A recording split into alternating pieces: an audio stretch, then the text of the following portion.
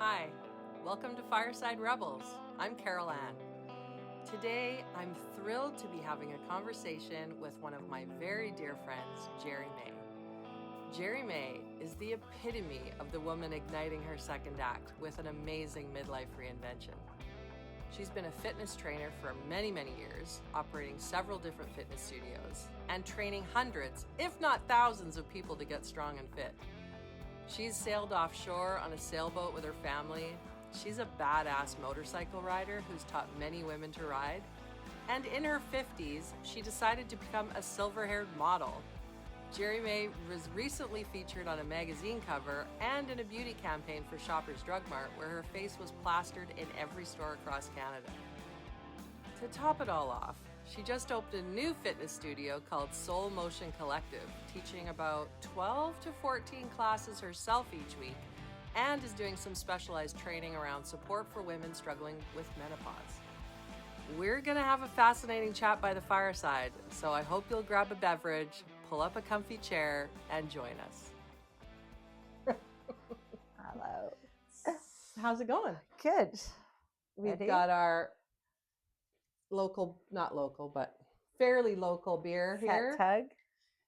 Where's that one from? I don't know. I can't see it without my glasses. Driftwood Brewery. And this one is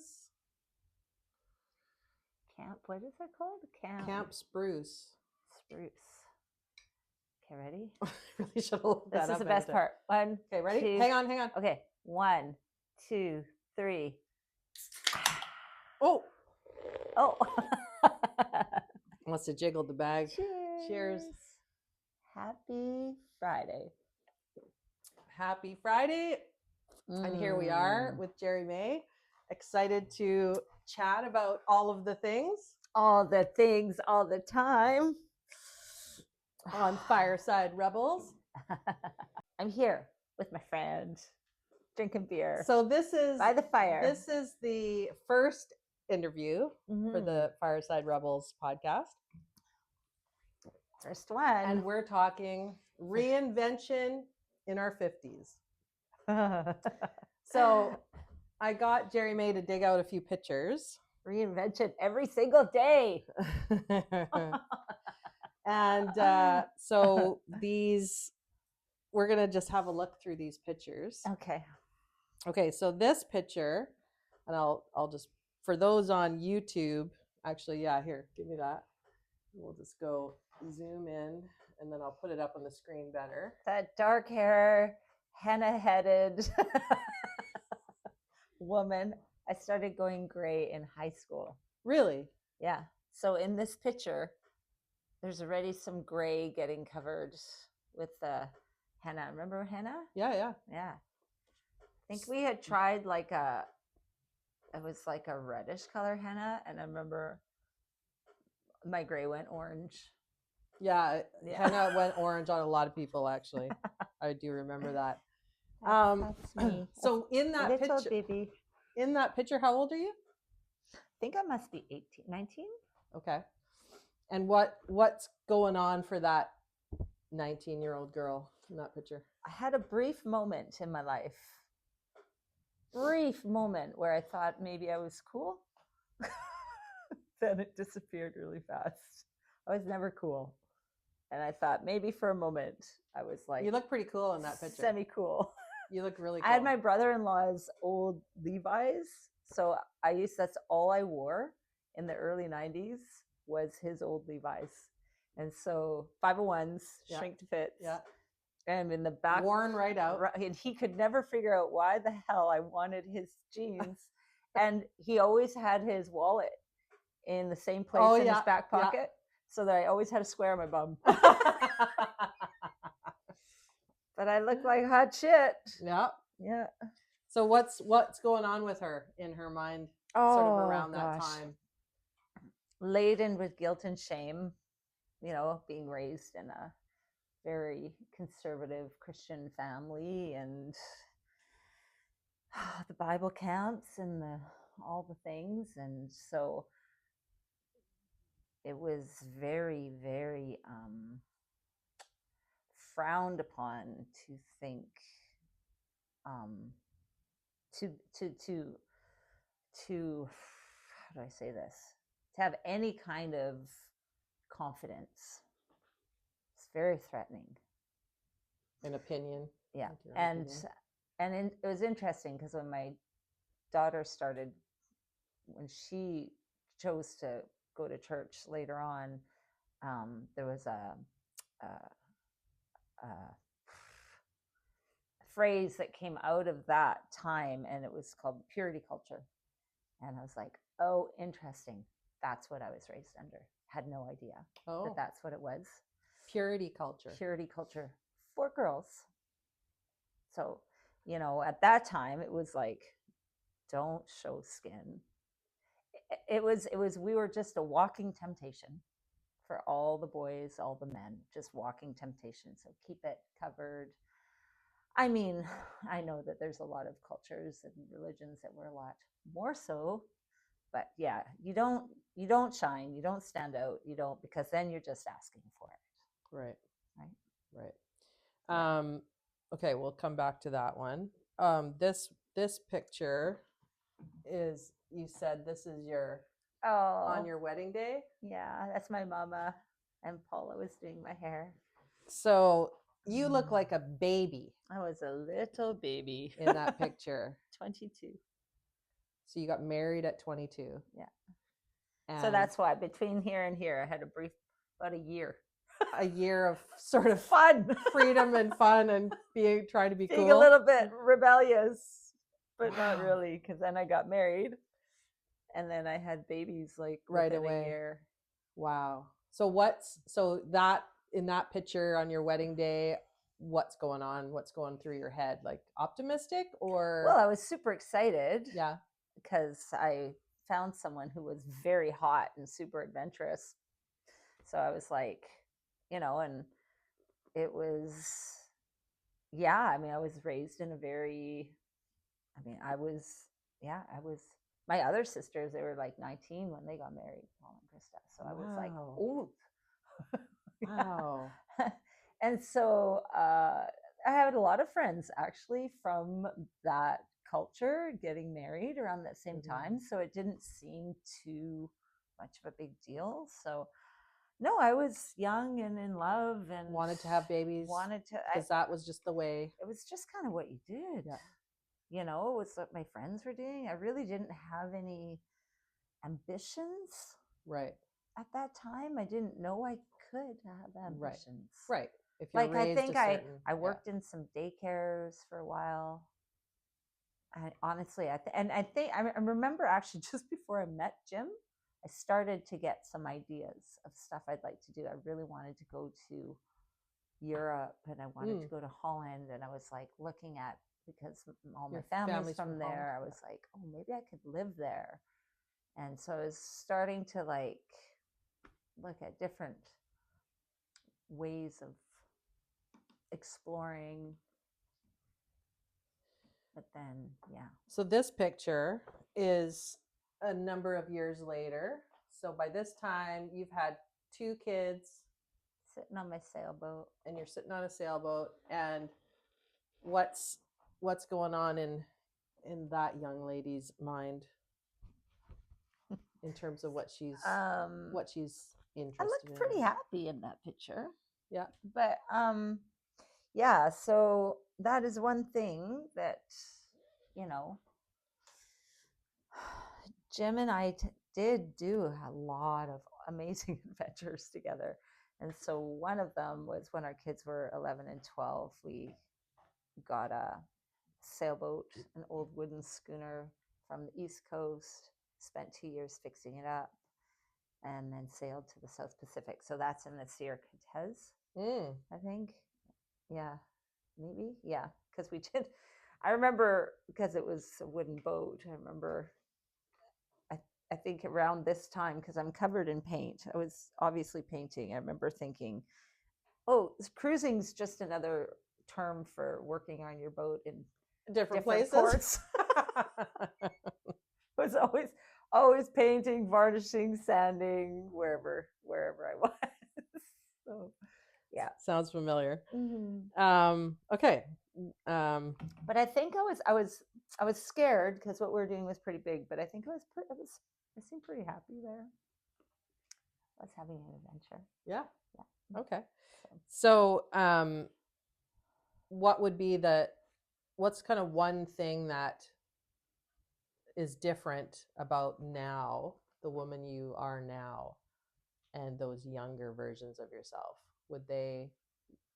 Would you say who is the most Gerrimae Oh, now, 100%. Yeah, because I was so fraught. Is that the word? Yeah. Fraught with insecurity, and God, I just never felt good enough for gym, and I never felt good enough for my family. I just always felt like I was striving and striving and striving to be something like the perfect wife, more. The perfect mother. Yeah. So I lived with a lot of fear, shame, and then that, yeah. And I actually, before this, in between the wedding pictures, like right after I had the babies, I got really bad anxiety where I was like barely leaving my house and the kids were young. I just remember thinking like I had to figure out, because nobody in my family understood. You should have been able to just pray that stuff away. Oh. Yeah. But I wasn't good enough. Or I felt like maybe there was something wrong with me because I was like riddled with anxiety. Jim didn't have a clue how to deal with it.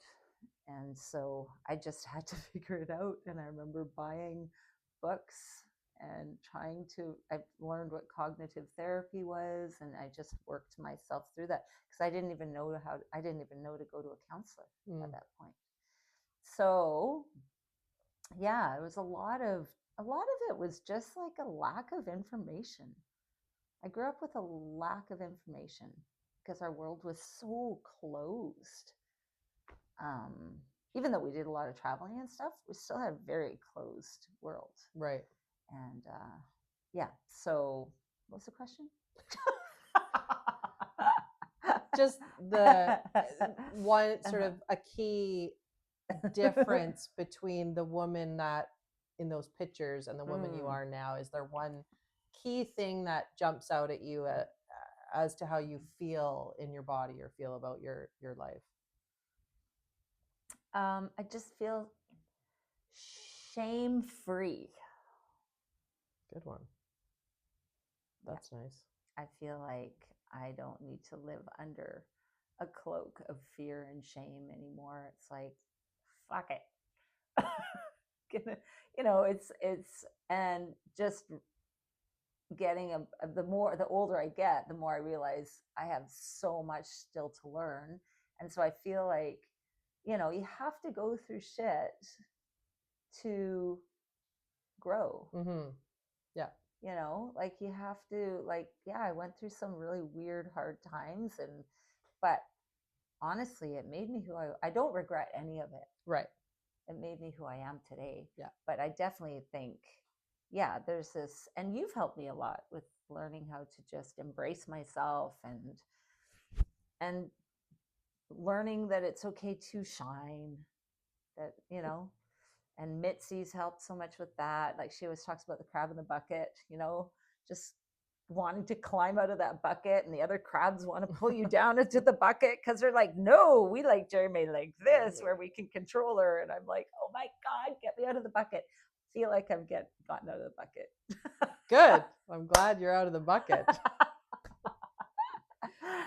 So yeah, I want to dive into all of your reinventions, because I feel like you're a classic case of reinventing yourself, coming from where you came from and that very Christian mentality raising, and you really kind of dug into yourself and then found other sources of how to be empowered and encouraged. But you've done so many different things that are real reinventions that I just am really I really want to kind of dive into that. Mhm. So the first one I wanted to kind of talk about was motorcycles. So Gerrimae taught me how to ride a motorcycle in 2017 and has So taught fun. numerous women how to ride motorcycles and been a real empowering just a guide and role model for women wanting to ride a motorcycle. So let's talk about the love of your life, Jack. Tell us about Jack. Jack's the sexiest ever. He's my Triumph. Triumph Bonneville T120. So it's a 1200. So it's very, very powerful, very useless in Powell River, but it's amazing to go take on the open road elsewhere outside of Powell River. He's such a beautiful bike. Yeah. So, that's one thing that I'm grateful for Jim. He made motorcycles. Okay. How do I phrase this? Motorcycles were just available in my life. So there was never, it was Jim and Tobias's thing. So I remember the first time riding one, we were out at his farm in Alberta, his parents' farm, and there was just these old bikes around. All the guys are like, and I'm like, I think I want to try that. You weren't satisfied just to be the bitch on the back? No. I mean, that's all I knew, right? So you had been the bitch on the back 100%. up till a point? Oh yeah. Anytime Jim and I would ride to Alberta, and I was always on the back. Would you never even thought? At what age were you that you said, "Hey, I want to learn how to ride better"? Like I don't, you probably tried those bikes in Alberta, and then at what point did you? Well, I remember dirt biking with my best friend in like junior high. Oh, okay. She had little dirt bikes, and I remember riding straight into a bush, and so I think I did that too. I did that on my brother's little dirt bike, and I was like 16, what? right into the lilac bushes. It's like, that's the last time I'm getting on one of those scary things. That's how you have to learn. Oh, it's the throttle goes that. I thought that was the brake. That. That's so funny. We did the same thing. Yeah. So anyway, Jim hadn't thought to teach me. I just all of a sudden had it. You know what it was? I remember now. I was on the ferry and I saw, and I had my kids, and I saw this woman on the ferry on her own bike, and she got off the bike and she looked so fucking cool. I was like, oh my God, I want to be you. That's what it was. Wow. I saw another woman on a bike. I had no idea that that's something that maybe I would want to do. Huh. And she just had her shit together. She had her gear. She obviously was like doing a little road trip and had a cool jacket. I know it's nothing like groundbreaking. It's just like, it was more of a shallow, oh, that looks cool, I want to try that kind of thing. No, but then it turned out to be one of my that's kind of one big thing about like my podcast and just wanting to like tell stories and celebrate women that are doing cool shit and just like thinking outside the box, because for me as well, I haven't felt I could do certain things until I saw another woman do it. Yeah. And it interesting. Yeah. Like until you see someone that is a role model that you can almost visualize yourself in their shoes, we just don't think that it's available to us, or we, or the voices in our heads, or the voice of our parents, or the voice of our, friends. You can't do that. Mm-hmm. Girls don't do that. I mean, that for me was a big one, was never being taught to drive the boat in the summer to go up the lake. Never learned how to drive the boat till I was in my 20s and living on a sailboat. Wow. My husband at the time taught me how to drive my family's boat on the lake, because I had never been taught. And because I was a girl, my brother was taught at probably 12. Yeah. I was never taught. Yeah. Never learned how to run power tools till I lived on a sailboat and was taught how to finish the decks. So it's like, you just get told this narrative as a woman that, and maybe it's more our generation, like maybe it's different now, but that's part of the reason for, again, this podcast and this generation, because it's like we have this opportunity to try whatever the fuck we want to try and go for it. And the more women that we see doing this cool shit, it's like, oh, I guess I could try that. Like, that's how it's been for me with motorcycle riding, kite surfing. Contagious. Yeah. Yeah. You go, oh wow, that like, and I know that I've been that person for some people. Yeah. And for some guys that see me doing like wing foiling, and they're like, okay, if she can do it, I can do it. You are welcome. Because if you can see other people doing it, that you're like, okay. Yeah. Like, and that's how I got into kite surfing, was I saw an older couple in their late 60s walk down the beach in front, and I was like, I'll never be able to do kite surfing. That's bananas. Yeah. This older couple walked by, and I watched them rig up their gear and go out kite surfing. And they were, mind you, they were taking it easy. They were just mowing the lawn, we call it. They just, you just kind of go back and forth and have a nice little quiet session. And I was like, that is so cool. Yeah. So I was like, I was like my late 30s or 40. I'm like, okay, like if people in their late 60s can kite surf, I'm sure I can learn. Yeah. It took me a really long time and I was terrible at it, but yeah, anyway, that's another story. But that's amazing. Yeah. So the motorcycling, so you learned, so how do you remember how old you were when you got your license? I feel like you were my goodness. Were you in your 40s? I feel like I was early 40s. Yeah. It was definitely like 42. Okay. Yeah, because yeah. So that's to me, that's like a first reinvention, one of your first reinventions, because you're kind of like recognizing that your kids are teenagers now and or leaving the nest, and like it's like, now what about me? What do I want to do? Yeah. And so you did some big trips, like what?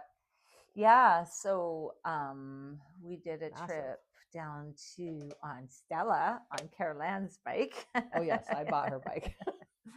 I went down to Moab and Bryce Canyon. That's Utah. Yeah, all that. And then Nevada, and we just kind of did a big loop down there. Wow. I think it was for about a month. Wow. Yeah, it was great. It was scary. Like, again, I was so new at it still, and I remember being very pushed. I think for Jim, it was like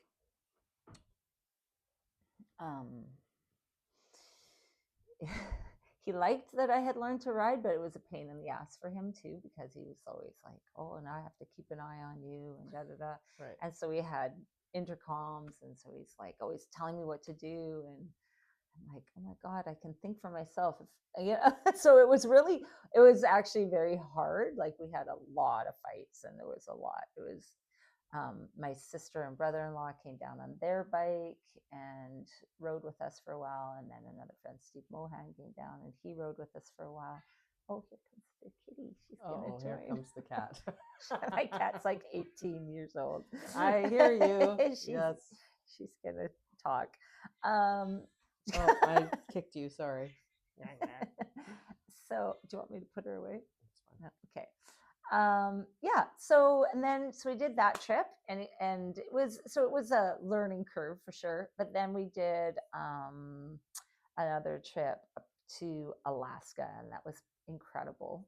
So my son was working at a gold mine in Yukon, and so we rode our motorbikes up there and went as far as Oh, poor kitty. Aw, what was that about? Oh, are you that old? That was hard. I know. I rolled slow motion over. Should have got that on camera. Oh, poor kitty. And then we did another trip with Stephen and Barb, where we towed our bikes as far as San Diego, and then we rode down Baja. Nice. That was really fun. That's great. Yeah. That's drove. Awesome. Did I say drove? Drove. We trailered our bikes because it was winter. Right. Trailered your bikes and then rode from San Diego. From San Francisco. San Diego. Yeah. So yeah. Awesome. Now I just really want to go across Canada. It's in my brain. Mm-hmm. Next one is for sure across Canada. Go see Elia in Newfoundland.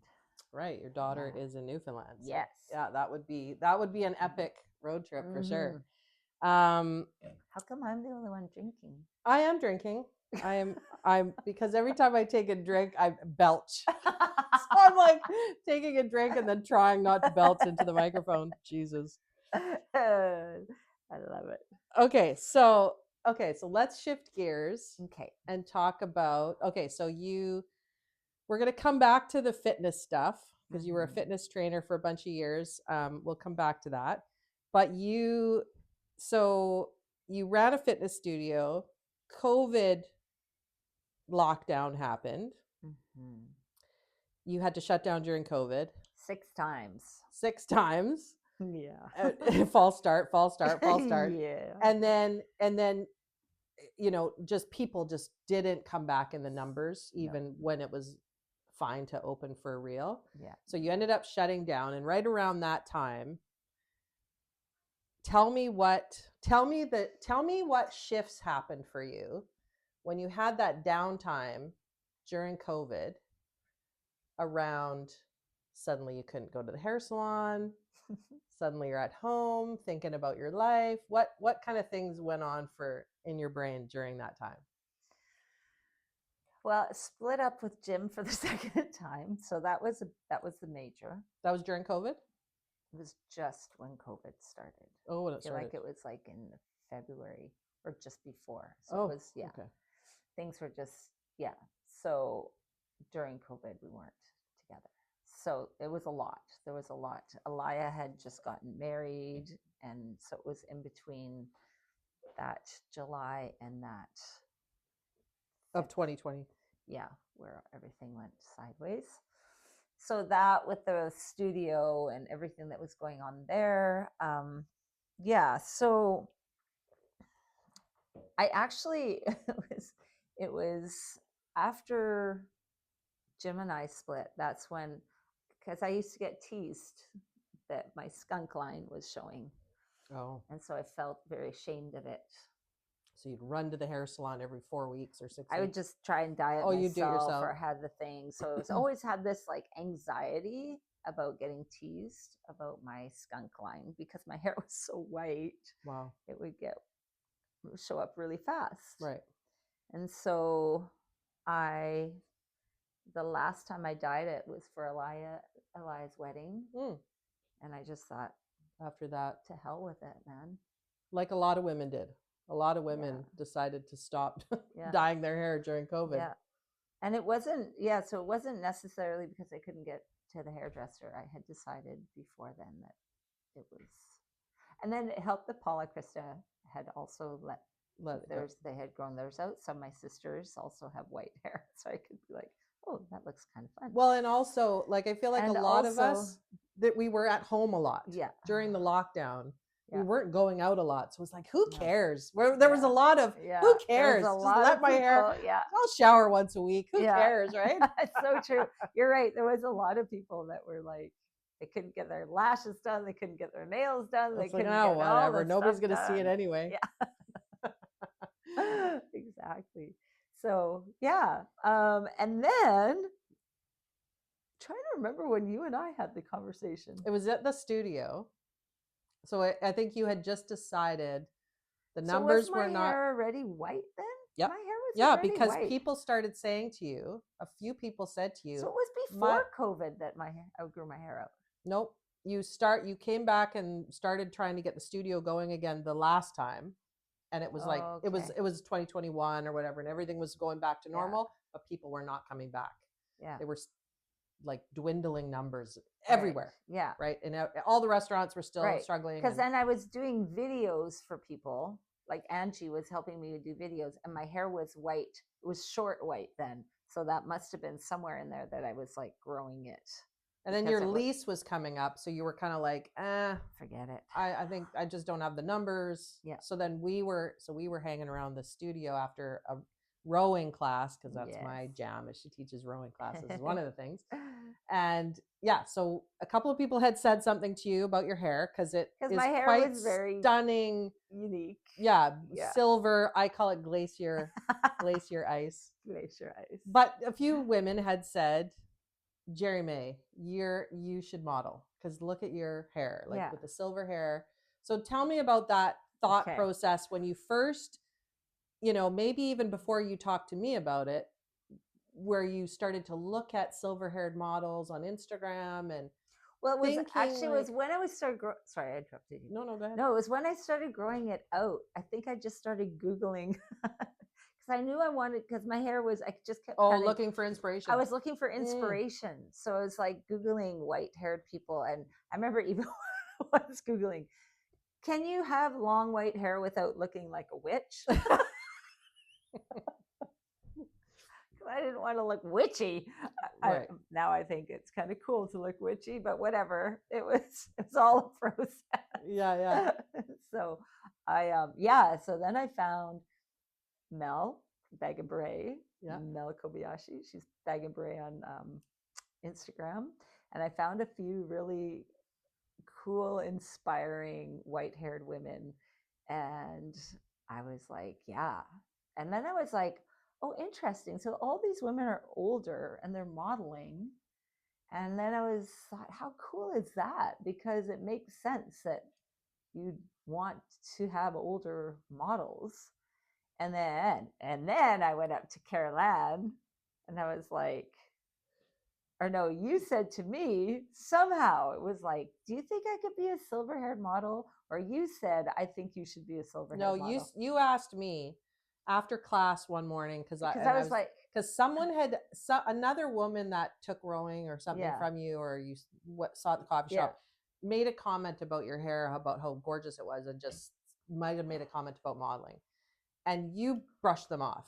You were like, oh my god, because I was just thought I was, because I ran a modeling school agency, so I knew that she knew exactly what 19. She was doing. 19 till I was like 22 or 23. Oh, that's so crazy. Done. And so so you asked me after class when I was we used to chat after for half an hour, 45 minutes instead of me going to work. We were chit chatting. And Gerrimae asked me, do you think that I could be a model? And I literally was like, oh my god, yes. Why did I not think of that sooner?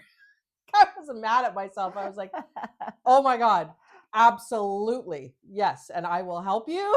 And her answer shocked me. I was like, oh my god, 100%. I was like, yeah, but it's me. Like, so I didn't really feel, I had never, so I didn't. So that was, but I kind of just thought, oh, I could be like in a hair washing commercial. I didn't think modeling. I was honestly like, oh, it could probably. Oh yeah, she was like a hair, like a shampoo commercial or something like that. Okay, so let's talk about the insecurities that have plagued you since I mean your whole life, but like in that like when we started having those conversations, and I said, okay, I'll work with you. Let's start working on some stuff, and like let's talk about how that felt for you, like your insecurities, you're just all that shit coming up from your childhood, and you're just growing up as a young woman in such a purity lens of Christianity. Like how was that resonating for you? It was, oh god, there's so many levels and layers to that. My first thing was I take terrible pictures because I was told we won't say by who. I was told that I was really not photogenic, so don't bother, kind of thing. And I was told I had a weird nose, and if I could just lose 10 pounds, I'd be, so I was always a fitness trainer, but I always felt like I was fit. I look at pictures now, I'm like, oh God, why didn't I, how it's like, I was so fit, but I always felt heavy. Yeah. And so that was probably the first thing that went through my mind is I'm not second thing, not photogenic. And then I'm too fat. I'm too whatever, out of shape. I'm too normal looking. That's what it was. I'm too normal looking. Don't have that great of skin. I don't have anything about me that's like, wow, she's a model. But then I was like, well, isn't that then all the more reason to do this? Like, oh my God, who's going to represent us? Yeah. right? Well, and we were talking, and I said, who's got the money to spend? Who's got the disposable income? Women our age. Like, and like, I don't know. I don't want to see 20-year-olds with no body modeling stuff that I want to consider wearing. How to it would look on yeah. you. Yeah. So we started talking about, like, let's look at that is a huge untapped market, or a market that is a demographic that is finally starting to kick in. And we started seeing more diversity in the modeling and the commercial industry. Finally, like with different plus size models and different, just a real range of diversity.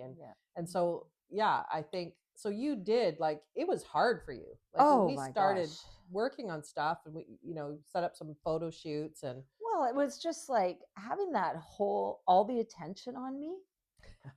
And then having to try to think thoughts like of, oh, I look beautiful, or, oh, I look give sexy, the impression that you're, or that I look not even sexy, but that you're like, for me to get into that place of like,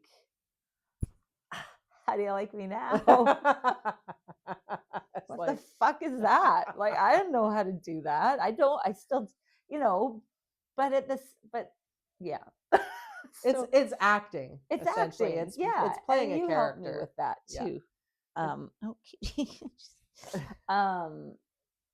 So because everyone has these insecurities, including the top models in the world. Oh God, yeah. Everyone thinks that they're too this, too that, not enough, not So it's all women are plagued with these things, and so it's it works for the patriarchy, and it works for and this is a bit off topic, but I have to bring it up. Like, you're looking at the industry now, you're looking at Demi Moore and all these people now that Ozempic, not to offend anybody who takes it, do what you need to do to feel good about yourself, but it's making us weak again and fragile again. And it's like, we reach this point of embracing like strong, fit, and now we're like all of a sudden getting back into this, because with Ozempic you lose muscle too, right? You're not just losing fat. They call it Ozempic face. So now you're gonna get like, who wants the women so weak all the time? Like, all of a sudden now, think about that. Who does? That's getting into that whole market again. So there was a brief moment, and so now I feel even more passionate about. Well, this ties in now with my work as a fitness trainer. Like, it is not, we have to be strong and powerful and know our worth. Yeah. And that means being like more of ourselves. Like, we have this thing where it's like, people are, talk about their weight. We've been hearing about that forever. Like, 10 pounds here, 10 pounds there. I need to lose 20 pounds. It's like, why do we have to become less of a number? Why do we have to become less? Make ourselves small. Yeah. Because it suits the patriarchy and certain demographics for women to be less than and to be small. And that's, I can't tolerate that. I can't tolerate women making themselves small. Because we have to rise up. We have to stand up. We have to be big. We have to be loud. We have to find our community. It's like, but it's swimming upstream, and it's hard. Yeah. Like, you have to be like, especially when the whole stream starts going the other way again. And it's too bad. Yeah. And the same with plastic surgery and Botox and fillers. Like, I mean, not to, if somebody does that and they feel better about themselves, fill your boots. But it's such a shame when women change their look so drastically. For who? For what? For what? Like, especially actresses. It drives me crazy when actresses get all this work done and Botox, because Botox freezes all your muscles and you can't express in your face.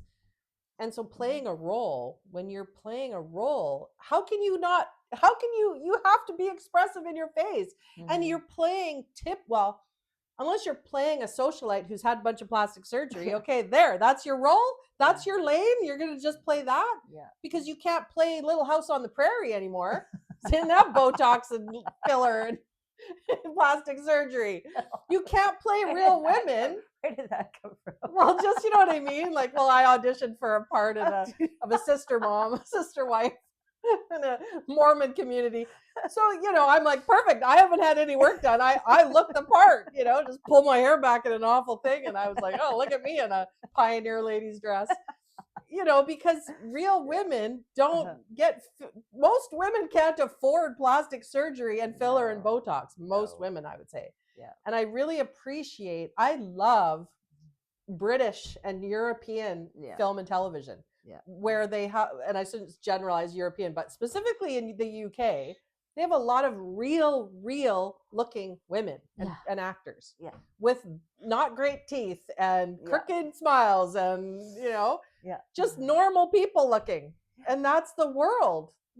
I don't understand why everyone wants to conform and look like some weird idealized type of person. And I've totally fallen into that myself as well. We were all raised that way. Yeah. That you got to dye your hair this color and you got to be this and you got to be this weight and you got to this and you got to shop at these certain stores and it's like so boring. I know. It is. Why do we all have to look the same? Yeah, there's definitely an evil undertone to why we all need to be conforming and looking the same. It really is.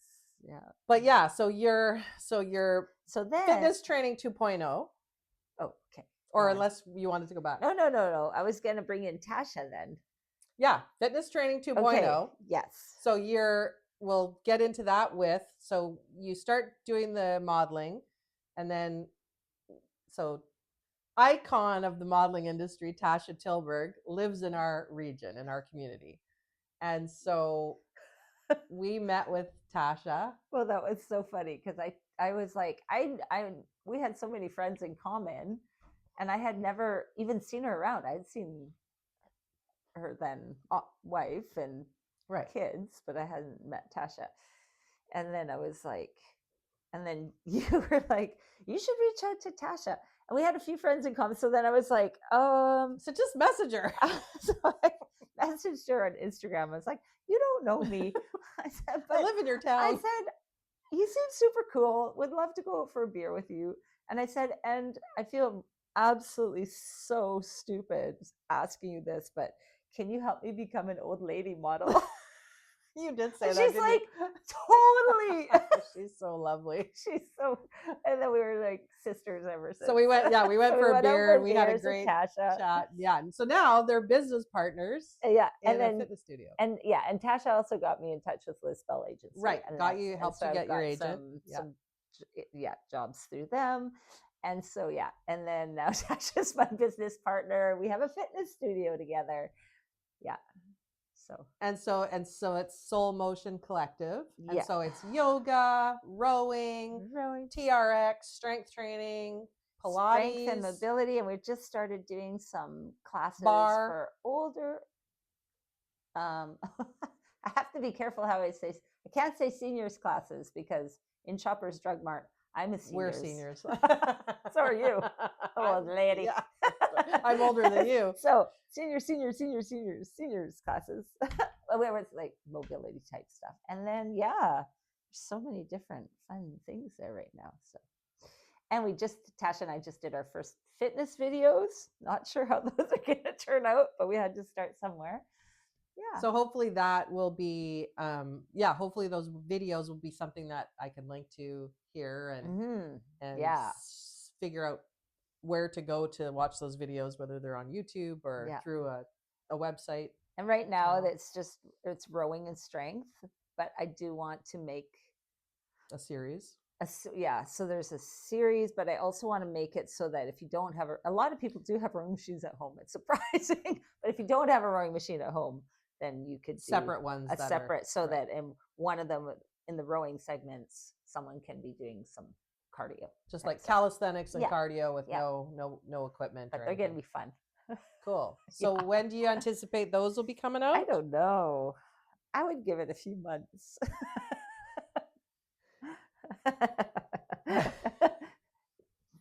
I'll keep you posted on that.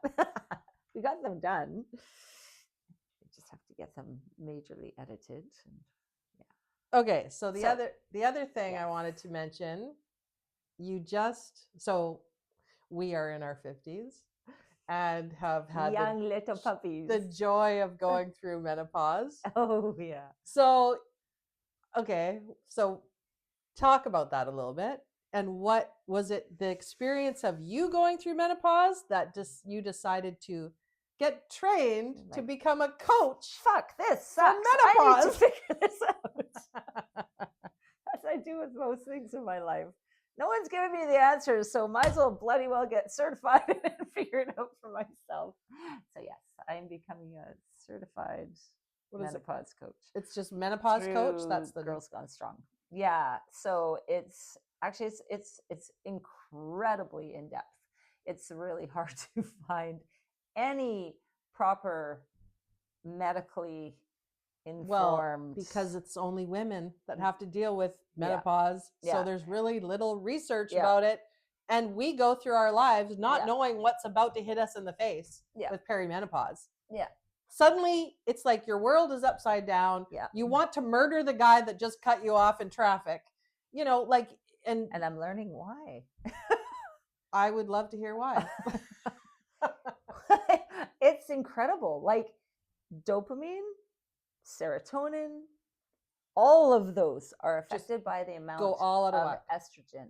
Wow. And lack of estrogen. So the lack of the hormone drop of estrogen, estrogen, progesterone are like causing havoc. So yeah. And they don't warn you, really. Like you don't hear about it. No. Well, you don't know why you're feeling. They did tests in the 70s. I think that's where I remember when I wanted to just, because again, I started having like hot flashes stuff. Now I look back, I think it was completely anxiety related as well. And I remember going to my doctor and being like, there's something wrong with me. I'm wondering if it's hormonal. And she's like, no, you're fine. Right. I'm like, well, I would like You're young, you're healthy. They used to say that. Yes. You're young, you're healthy. Don't worry about it. Oh, you're a fitness trainer, you're fine. I'm like, oh my God. Anyways, so I asked to go on the pill. And I was like, oh, I feel really good on this because it was estrogen and progesterone. Right. And then, so it's been just such a weird roller coaster ride with it. But then there was this fear that estrogen causes breast cancer and this and that. But those studies were from the 70s. Are we studying? We don't evolve. Are we studying this yet? And I think they were done on men. Or lab rats. Men's hormones, men's estrogen levels. And menopause is not the same thing. No. But anyway, so no, it's I'm loving this course. It's incredible. And also I was finding too, like, I feel like as we're getting older, I just feel like I'm hearing it all the time because everyone is our age now or older. Yeah. And you're hearing a lot of, well, I can't do that because I'm getting older. And I'm like, actually, you're younger than me, so I'm not sure what you're talking about. Yeah. Yeah. So I feel like it's being used as a bit of an excuse. Yeah. Yeah. To not be proactive in your life. Yeah.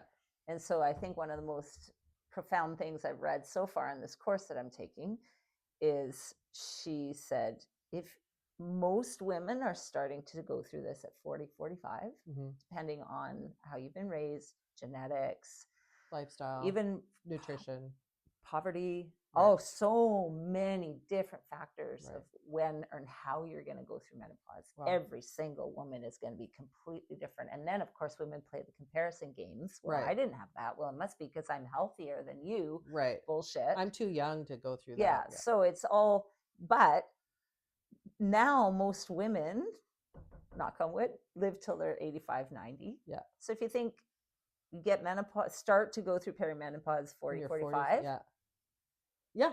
You got think about 40 years of your life. What are you gonna do with it? Yeah. Do something like so do whatever the fuck you want to do. That's this whole 40 channel. years. corners. Yeah, it's like, where holy you fuck, can like figure it out. Don't just yeah. try to make yourself small and invisible, because society Yeah. wants us to be invisible. And to think that we need to get shelved because Yeah. we're not reproductive anymore. Yeah, and because we're Yeah. getting older now, Yeah. it's like, fuck that. Long in the tooth. Well, my teeth are actually good. Long in the tooth. No, I mean, honestly, if you stay fit and healthy, you can do anything. Like, I started kite surfing in my 40s. Yeah. I started a roller derby league in my 40s. Like, started playing roller derby as a jammer. Like, and I, it's like, there's, yes, maybe your bones get a bit more brittle, but you just got to be more careful and take supplements. And exactly. And you can build muscle until the day you die. Yeah. So you can always build muscle to support from scratch the joints that are creaking and to support. And we live in British Columbia in Canada, where the government just made hormone replacement therapy covered under. I just went and got my estrogen patch today. Went to pay.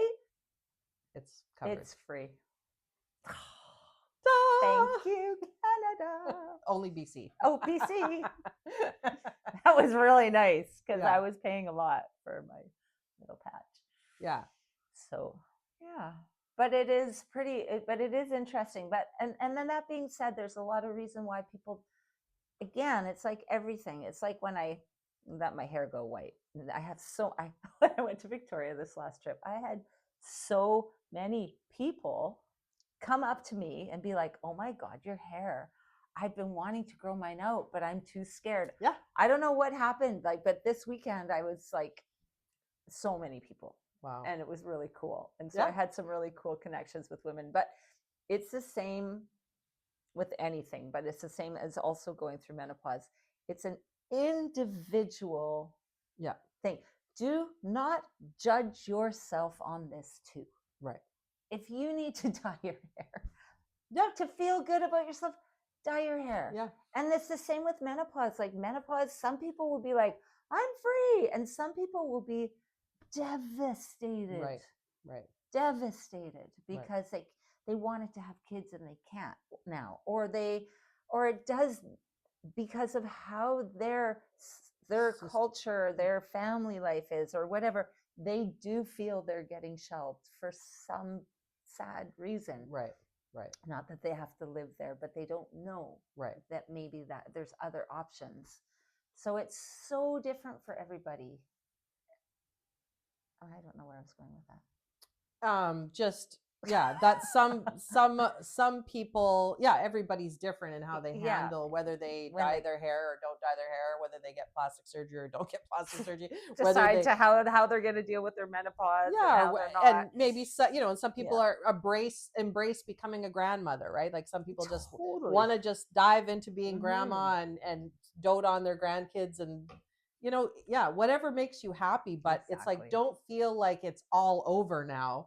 And I'm sitting on the couch and making myself small and making my world small, because if there are things that you want to do that you're going to regret not having done when you get to your deathbed, now is the youngest you're ever going to be for the rest of your life. So start today. Start right now, figuring out what is something that you want to try. What is, because, and you can learn anything now with YouTube.